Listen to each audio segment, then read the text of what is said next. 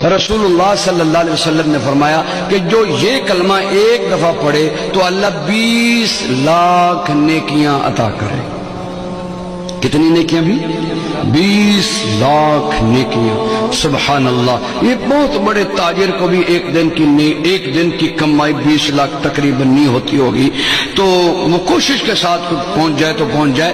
یہ 20 لاکھ، آپ کتنے خوش قسمت ہیں، یہاں 2 گھنٹے بیٹھے ہیں اور 2 گھنٹوں کی برکات یہ کہ جب آپ اٹھ کر جائیں گے تو آپ کے جنت کے بینک میں 20 لاکھ نیکیاں اللہ جمع کروا دیں گے۔